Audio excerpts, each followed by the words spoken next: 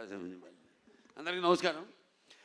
ఈరోజు మన డాకు మహారాజ్ మీ యొక్క ట్రైలర్ రిలీజ్కి ఇచ్చేసిన పాత్రికేయ సోదరులందరికీ, ముఖ్యంగా ప్రింట్ అండ్ ఎలక్ట్రానిక్ మీడియా వారి అందరికీ నా హృదయపూర్వక కళాభివందనాలు తెలియజేసుకుంటున్నాను. ఈ ఫంక్షను నేను అక్కడ అనంతపూర్లో జరుపుకోవాల్సింది, కానీ మన తిరుమలలో ఈ ముక్కోటి ఏకాదశి సందర్భంగా అక్కడ ఈ తొక్కిసలాటలో కొందరు శివైక్యం కావడం, లింగైక్యం కావడం ఎంతో కలవరపరిచింది. ఎంతో బాధాకరమైన విషయం. జరగవలసింది కాదు. అందుకని దాన్ని అక్కడ రద్దు చేసి ఈరోజు ఇక్కడ జరుపుకోవడం జరుగుతుంది. సరే, లింగైక్యం శివైక్యము పరమపదించిన వారందరూ వారి యొక్క ఆత్మలు శాంతించాలని వారి కుటుంబ సభ్యులందరికీ నా తరఫున, అలాగే మా సినిమా యూనిట్ తరఫున వారికి అందరికీ, మా కుటుంబాలకి మా ప్రగాఢ సానుభూతి తెలియజేసుకుంటున్నాం. ముఖ్యంగా అనంతపూర్ అంటేనే రాయలసీమ డైలాగ్ ఉంది ఇందులో. రాయలసీమ కా నామ్ సునా ఓ మేరా అడ్డా. ఎంతోమంది నిన్న ఎంతో ఆతురతగా ఎదురు చూస్తూ ఉన్నారు ఈ ప్రోగ్రాం కోసం. ఎంతో వ్యయ ప్రయాసాలు కోర్చి ఎంతో దూరం నుంచి కూడా వాళ్ళు రావడం, ఆ పక్క కడప కానివ్వండి, కర్నూలు కానివ్వండి, ఒకటని కాదు, అటు చిత్తూరు కానివ్వండి, అనంతపూర్ కానివ్వండి, లేకపోతే మిగతా ప్రాంతాల నుంచి కానివ్వండి, ఇటు తెలంగాణ నుంచి కానీ అభిమానులందరూ తరలి వచ్చారు అక్కడికి. పేరున వాళ్ళందరికీ, ముఖ్యంగా అక్కడ ఇంతవరకు మన రాష్ట్ర అధికారంలో ఉన్నప్పుడు తెలుగుదేశం మొదటిసారి రాష్ట్ర విభజన తర్వాత అక్కడ లైబ్రరీ చైర్మన్ సోదరుడు గౌస్ మొహిద్దీన్కి, అలాగే హెల్పింగ్ హ్యాండ్స్ అనంతపూర్ జగన్ గారికి, అలాగే శ్రీధర్ గారికి, అలాగే చిరంజీవి గారికి, మిగతా అందరూ నా కన్వీనర్స్ అంతా ఉన్నారు, సతీష్ తిలకు, శ్రీధర్ గారు, వాళ్ళందరూ కూడా అందరికీ వాళ్ళు నచ్చజెప్పి ఇలా ఎందుకు మనం చేయాల్సి వచ్చిందో వాళ్ళందరూ శాంతపరిచినందుకు, వాళ్ళ ఆవేశాన్ని చల్లబరిచినందుకు, ఎప్పుడూ ఒక క్రమశిక్షణ కలిగిన సైనికులు నా అభిమానులు. భావస్థురాణి జన్మాంతర సౌహృదాణి అంటారు. పోయిన జన్మలో ఎంతోమందితో పరిచయం ఉన్నా ఈ జన్మలో ఒకళ్ళని దాన్ని పొందగలుగుతాం. కానీ ఎన్ని లక్షల, వేల లక్షల కోట్ల మంది అభిమానులు పొందడం అంటే అది నా పూర్వజన్మ సుకృతంగా, అది ఏ జన్మజన్మ అనుబంధమో, ఏ రుణానుబంధమో, ఏ విడలేని అనుబంధమో కదా అని నాకు అనిపిస్తూ ఉంటుంది. నేను ఈ జీవితంలో ఎంత పొందానంటే, ముందు నేను గొప్పగా చెప్పగలిగింది, ముందుగా నాకు ధన్యమైన జన్మనిచ్చి నన్ను మీ అందరి గుండెల్లో ఆయన ప్రతిరూపంగా నిలిపినందుకు దైవాంశ సంభూతులు, అలాగే విశ్వానికే విశ్వ నట రూపం ఎలా ఉంటుందో చూపించిన నా తండ్రి, నా గురువు, నా దైవం, కారణ జన్ముడు, విశ్వవిఖ్యాత నట సార్వభౌమ నటరత్న, తెలుగుదేశం పార్టీ వ్యవస్థాపకులు డాక్టర్ పద్మశ్రీ నందమూరి తారక రామారావు గారికి, మరి అది ఆ పుణ్య దంపతులు, మా అమ్మగారు బసవరామ తారకం గారి, డింబి బసవరామ తారకం గారి బిడ్డగా పుట్టినందుకు ఆ పుణ్య దంపతులకు, అలాగే ఆ కళమ్మ తల్లికి నా కృతజ్ఞతలు తెలియజేసుకుంటూ, ఇటువంటి అభిమానుల్ని నాకు ఇచ్చినందుకు ఆ దేవుడికి నా కృతజ్ఞతలు తెలియజేసుకుంటూ, ఇప్పుడు మన సినిమాకి వస్తే డాకు మహారాజ్ ఎన్నో వైవిధ్యమైన పాత్రలు చేసుకుంటూ వస్తున్నాను. నాన్నగారిలాగా ఆయన పౌరాణికాలు నటిస్తే పాత్రలు ప్రాణాలు పోసుకున్నాయి, ఆయన జానపదాలు చేస్తే సామజమనగరమాలు అయ్యాయి. అలాగే ఇట్లా ప్రతి పాత్ర మన దేశంలోనే కాదు, ప్రపంచంలో చూస్తే ఎవరు అసలు చేయని పాత్రలు ఎన్నో చేసి ఆయన అటు ఒక నటనాచార్యుడిగా, అలాగే ప్రతి పాత్రలో అణువణువుని నింపుకుని నటనకు ప్రాణం పోసిన ఒక నటధీశాలిగా, మరి అటు ఆయన చేసిన పాత్రలన్నీ చూసి కూడా అటు కళమ్మ తల్లి కళకళలాడింది, కర్నూలు పండుగ చేసుకుంది, గలగల నవ్వింది. అలాగే ఆ వారసత్వాన్ని పుణికిపుచ్చుకుని ఎన్నో వైవిధ్యమైన పాత్రలు, పౌరాణికాలు కానివ్వండి, జానపదాలు కానివ్వండి, సాంఘికాలు కానివ్వండి, first Indian social fiction, science fiction Aditya 369 లాంటి సినిమా కానీ, ఒక భైరవ దీపం కానివ్వండి, ఇటువంటి ఎన్నో నేపథ్యాలు ఉన్న సినిమాలు, అటు సాంఘికం, జానపదాలు, పౌరాణికాలు చేయడం జరిగింది. అలాగే ఇప్పుడు మన అఖండ అయితేనేమి, దాని తర్వాత వీరసింహారెడ్డి అయితేనేమి, తర్వాత నేలకొండ భగవంత్ కేసరి అయితేనేమి, ఇప్పుడు రేపు రాబోతున్న ఈ 12 విడుదల కాబోతున్న మన డాకు మహారాజ్ అయితేనేమి. ఇందాక చెప్పారు డైరెక్టర్ గారు, డాకు మహారాజ్ డిస్కషన్స్ అప్పుడు ఏదో ఒక లైన్ అనుకున్నాం, అది సరిగ్గా మాకు నేను కనెక్ట్ కాలేకపోతున్నాను. దానికి ఏదో ఒక పాత కథలాగా అనిపించింది. మళ్ళీ ఎందుకంటే ఆల్వేస్ రీసెర్చ్, ఎప్పుడు నా మీద నేను రీసెర్చ్ చేసుకుంటున్నా, అభిమానులు ఏం కోరుకుంటున్నారు నా నుంచి. అలాగే ఒక నేలకొండ భగవత్ కేసులో ఒక ఇన్స్పెక్టర్ క్యారెక్టర్ని నేను చెప్పడం జరిగింది. దాన్ని అంతకుముందు ఆ పాత్ర లేదు. అలా దాన్ని బ్రహ్మాండంగా మలిచారు డైరెక్టర్ అయితేనేమి, ఆ రచయితలు అయితేనేమి. అలాగే ఈ సినిమాలో కూడా ఆదిత్య 369లో శ్రీకృష్ణదేవరాయల మారువేషంలో వచ్చి కృష్ణకుమార్ని కాపాడడం, అది అలా ఉండిపోయింది. ఫ్యాన్స్ అందరి గుండెల్లో కూడా ఉండిపోయింది ఆ పాత్ర. అటువంటి పాత్రలో కనిపిస్తే నేను బాగుంటుంది, సినిమా ఫుల్ లెంత్ కనపడితే బాగుంటుంది అనుకున్నారు. సో దాన్ని నేను వ్యక్తపరచడం జరిగింది. ఏమండి, మన ఫ్యాన్స్ ఉన్నారు, ముందు వాళ్ళని డిసప్పాయింట్ చేయకూడదు మనం. నాన్నగారు ఒక సర్దార్ పాపారాయుడు అయితేనేమి, అటువంటి ఒక గెటప్లో మనకు కనిపిస్తే బాగుంటుంది అని అనుకున్నాం. అక్కడి నుంచి స్టార్ట్ అయింది కథ, మా ప్రయాణం. దాంట్లో మరి ఎటువంటి సమస్యను మా ప్రతి సినిమాలో మహిళలకైతేనేమి, వినాశ్రయం జననం నాస్తి, వినాశ్రయం గమనం నాస్తి, వినాశ్రయం జీవం నాస్తి, వినాశ్రయం సృష్టి రేవ నాస్తి. ప్రతి సినిమాలో కూడా మహిళలకు ఒక ప్రత్యేకమైన ఇంపార్టెన్స్ ఉంటుంది. అలాగే ఏదో ఒక సందేశం, మంచి సందేశం ఇవ్వాలి మనం అన్నప్పుడు దాన్ని మనం చూస్తారు సినిమాలో. మొత్తం చెప్పేస్తే ఎలా, రేపు ఏ సమస్యను మేము తీసుకున్నాం, అసలు దాని మీద మన తెలుగు వాళ్ళ గొప్పతనం ఏంటి అన్నది కూడా ఈ సినిమా ద్వారా చెప్పడం జరిగింది. ఇలా ఒక కథను బ్రహ్మాండంగా మళ్ళీ డైరెక్టర్ గారు దాన్ని కన్సీవ్ చేసుకుని, మళ్ళీ ఆయన టీము మోహన్ కృష్ణ గారు అంతా ఉన్నారు, అందరు కలిసి ఒక బ్రహ్మాండంగా ఉన్న కథగా దాన్ని రూపొందించారు. అదే మన డాకు మహారాజ్. టైటిల్ వచ్చేసరికి మన డాకు మహారాజ్ అంటే ఎలా ఉంటుంది అన్నది ఒక చిన్న అనుమానం ఉండేది. దాన్ని కూడా బాగా జాగ్రత్తగా ప్లాన్ చేసి, ఇప్పుడు ఎలాగైతే మేము ముందు టీజర్ రిలీజ్ చేసాం, టీజర్లో ఏం చెప్పాలా, కొంచెం చప్పగా ఉందనుకున్నారు. తర్వాత ట్రైలర్ రిలీజ్ చేసాం, మొదటి ట్రైలర్ పర్లేదన్నారు. ఇప్పుడు విడుదల చేస్తాం ఈరోజు అసలైన ట్రైలర్. అంటే ఏదైతే అభిమానులు కోరుకుంటారో, అభిమానులే కాదు, ఏదైతే జనం బాలకృష్ణ నుంచి కోరుకుంటారో మొత్తం అంతా పొందుపరిచి ఈ ట్రైలర్ని రిలీజ్ చేయడం జరిగింది. ఇవాళ అద్భుతమైన స్పందన వస్తుంది. సో ఒక సినిమా అంటే కేవలం ఎంతోమంది నటీనటులున్నారు ఇక్కడ.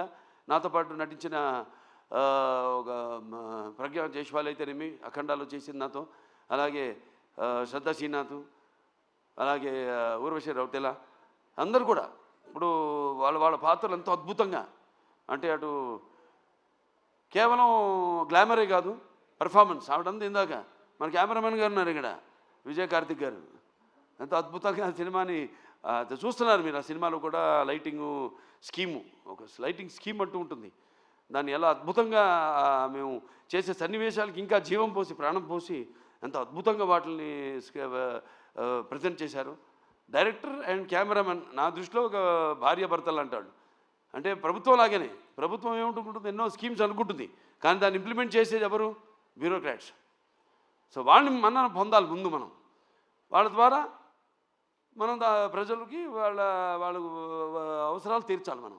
అలాగే ఒక డైరెక్టర్ తను ఏం కన్సీవ్ చేసుకుంటాడు, దాన్ని ఎంతో అద్భుతంగా స్క్రీన్ మీద సన్నివేశాన్ని బట్టి అద్భుతంగా తెరకెక్కించాడు మా కెమెరామెన్ విజయ్ కార్తిక్ గారు. అలాగే ఇక మా తమన్ గారు ఉన్నారు, ఇక ఆయన గురించి చెప్పక్కర్లా. సప్త సాగర సంఘర్షణ జ్వలిత సద్బోద్భవ మాధురి స్వరాలైన సరిగమపదని సంగీత సాహిత్య మధుర గీతాలు వినడానికి భాషాభేదం కానీ, ఆడమగ తేడా కానీ, ధనిక దారిద్ర్యాది తారతమ్యములు కానీ, పండిత పామరాది పట్టుబిడుపులు కానీ, అభిమాన దురభిమానులని అడ్డుకోవడాలు కానీ ఉండవన్నది నా నమ్మకం. ఎందుకు మనం సాక్షాత్ మన పురాణం నుంచి చూసుకుంటే మేనక సరస సల్లప సంగీత సాహిత్య మధుర శబ్దానికి సృష్టికి ప్రతి సృష్టికర్త అయిన విశ్వామిత్రుడే ప్రపంచానుభూతికి వచ్చాడని, లేకపోతే శ్రీకృష్ణుని వేణు నాదానికి ఆవుల మంద మేపు మాని మోకరిల్లాయని, నేటికి నాదస్వరానికి పాములు సైతం పడగలెత్తి ఆడటం చూస్తున్నాం మనం. అలా ఒక సంగీతం హిట్ అయితే ఆ సినిమా సగం హిట్ అయినట్టే. ఇక తమన్నా కాంబినేషన్ చెప్పక్కర్లేదు. అఖండాతో సబ్బూఫర్లు బ్లాస్ట్ చేశాడు. ఇప్పుడే ఇక్కడ ఈ మన ట్రైలర్ చూపించినప్పుడు కూడా స్పీకర్లు పడిపోయినాయి ఇక్కడ. సో అంటే నేను చెప్పేది కథను బట్టి ఎలా సినిమాకి ద్విగుణీకృతం చేయడం. సినిమాలో ఉన్న మేము ఎంత నటించినా, డైరెక్టర్ ఎంత తీసినా, ఒక కెమెరామెన్, ఒక మ్యూజిక్ డైరెక్టర్, ఒక ఎడిటర్. ఈ సందర్భంగా ఎడిటర్ రూపన్ గారిని, రంజన్ గారిని నేను మెచ్చుకోవాలి. అద్భుతంగా చేశారు వాళ్ళు, చాలా అద్భుతంగా. ఎందుకంటే ఈ సినిమా అనేది వీళ్ళ ముగ్గురు చేతుల్లో ఉంటుంది. మనం చేసిన తప్పులు అయితేనేమి, లేకపోతే మన యాక్టింగ్లో తీసిన విధానంలో అయితేనేమి, లేకపోతే చేసిన విధానంలో అయితేనేమి, ఏమి కొన్ని కొన్ని చిన్న చిన్న లోటుపాట్లు ఉన్నా అవన్నీ కవర్ చేసేది వీళ్ళు ముగ్గురే. అద్భుతంగా చేశారు వాళ్ళు. వాళ్ళకి అప్పగించిన పనులు వాళ్ళు అద్భుతంగా న్యాయం చేశారు వాటికి. అలాగే ఇక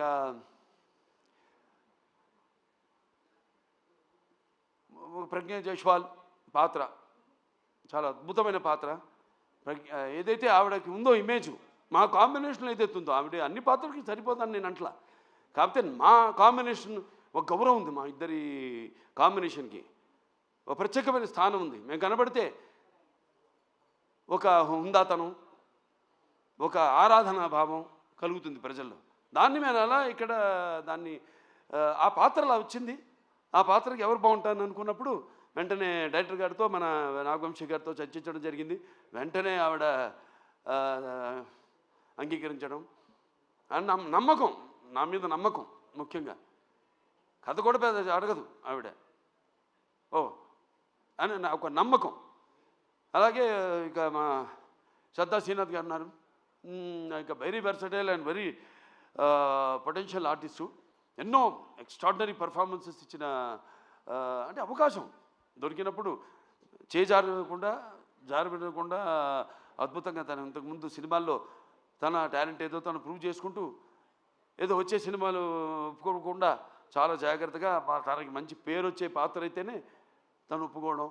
అలాగే ఈ సినిమాలు చూస్తారు రేపు, ఎంత అద్భుతమైన పాత్ర ఆవిడది. అలాగే పేర్లు కూడా అలాగే కుదిరినాయి. ఈవిడ నందిని సినిమాలో కూడా ఆ టైపే, నందిలాగే. అంటే మన అఖండ స్టార్ట్ అనగానే ముందు కొమ్ములతో ఎలాగో అటువంటి పాత్ర సినిమాలో చూడటానికి బయటేమో చాలా డెలికేట్గా ఉంటుంది. అలాగే ఈవిడ పేరు కావేరి సినిమాలో. అంటే సినిమాలో దేనికోసం పోరాడుతున్నామో, ఏ ఇష్యూ మీద పోరాడుతున్నామో దానికి తగ్గ పేరు అలా కుదిరినాయి అన్నీ. అలాగే మన ఊర్వశి రౌతెల ఆవిడుంది. పాటే కాదు, పాటతో పాటు చాలా మంచి పాత్ర ఆవిడది. ఎలా చాలా చూస్తారు రేపు సినిమాలో ఆవిడ క్యారెక్టర్ కూడా. ఫైట్లు చేసింది, నాతో డాన్స్ చేసింది, అటు పర్ఫార్మెన్స్ చేసింది, ఇటు అందంగా కూడా ఉంది. సో అందరూ వాళ్ళ పాత్రలు ఎంతో అద్భుతంగా, ఒక శిల్పి చెక్కిన శిల్పంలాగా అద్భుతంగా వాళ్ళ క్యారెక్టర్స్కి న్యాయం చేయడం జరిగింది. ఇక మా ఫైట్ మాస్టర్ వెంకట్ మాస్టర్ గారు ఉన్నారు. ఇక ఆయన టోటల్గా అన్ని సినిమాలు వదిలేసుకుని ఈ సినిమా కేవలం ఫైట్లే కాదు, సీన్స్ అప్పుడు కూడా అక్కడే ఉండి అంత డెడికేషన్, మంచి సినిమా చేస్తున్నాం, ఓ మంచి సేవ చేస్తున్నాం, మన కళామందరికి మంచి ఒక సినిమా ఇస్తున్నాం, మనం అందిస్తున్నాం అన్న ఒక తపన.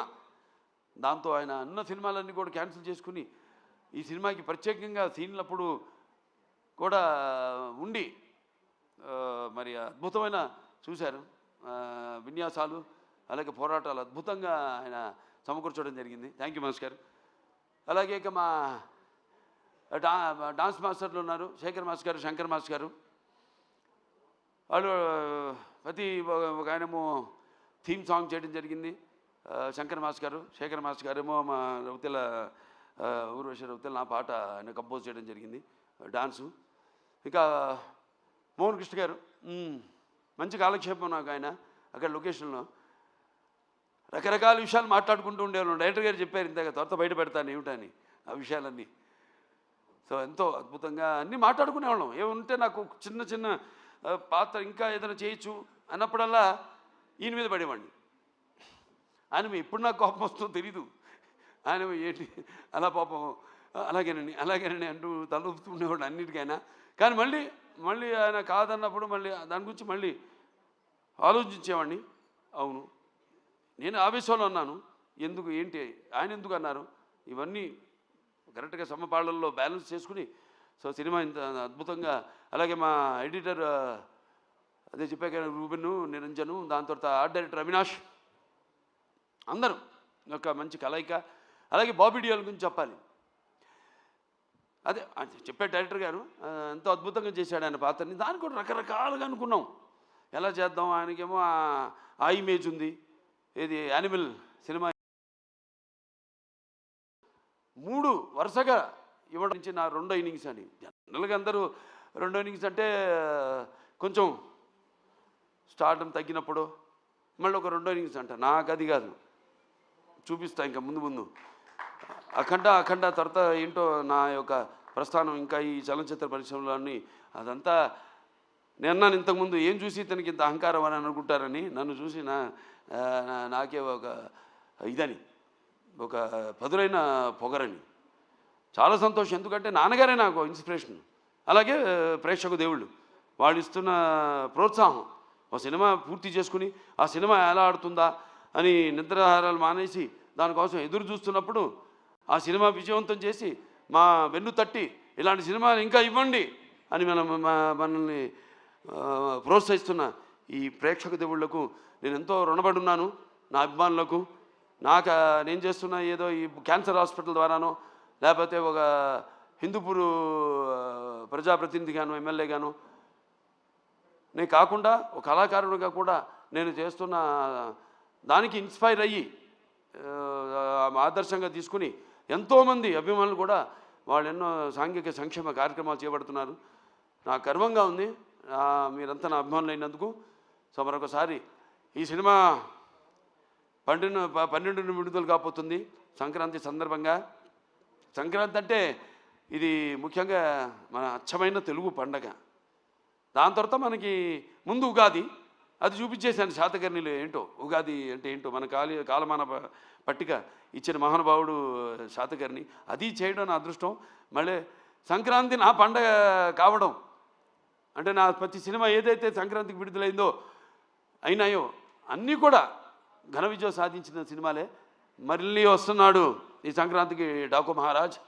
సో మీ అందరూ కూడా, ముఖ్యంగా ఇది రైతుల పండుగ, రైతులందరూ కూడా మరి వాళ్ళు కష్టపడిన సంవత్సరం అంతా కష్టపడి దుక్కు దున్ని నీరు పోసి నార పోసి నీరు విత్తనాలు నాటి అలాగే నీరు పోసి అలాగే పంటకు వచ్చాక వాటిలను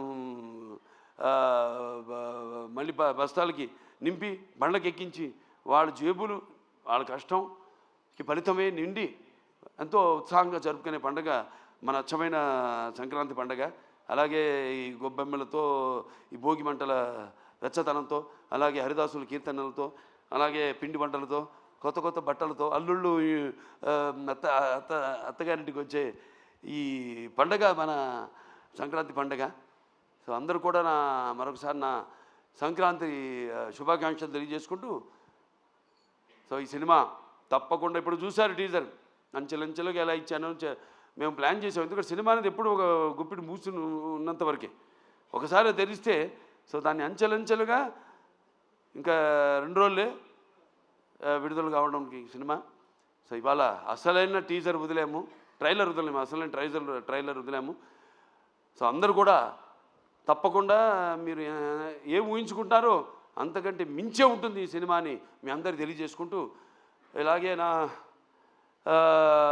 చిన్నల్లుడు శ్రీభరత్, అలాగే నేను చిన్నమ్మాయి మా తుకుమల్లి తేజస్విని, వాళ్ళు కూడా ఈ సినిమాలో వాళ్ళ వంతు మన అన్స్టాపబుల్ కూడా తను తేజస్విని క్రియేటివ్ కన్సల్టెంట్గా చేసి ఎన్నో షోలు ఇవన్నీ చూసి వాటి మీద మేము చర్చించుకుని ఎలా ఉంటే బాగుంటుంది. అందుకే వాళ్ళ ఆ షో కూడా ఇవాళ ప్రపంచం మన దేశంలోనే నంబర్ 1 స్థానంలో నిలిచిందంటే, అన్ని షోలని అధిగమించి, అలాగే దేశంలోనే 18వ స్థానంలో ఉందంటే మన అందరి కృషి ఫలితమే అన్స్టాపబుల్ కూడా.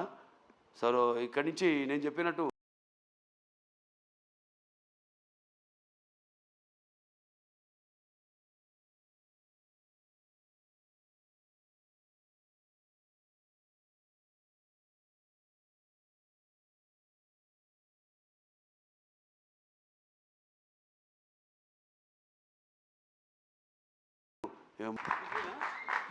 గాడ్ ఆఫ్ మాసెస్ బాలకృష్ణ గారు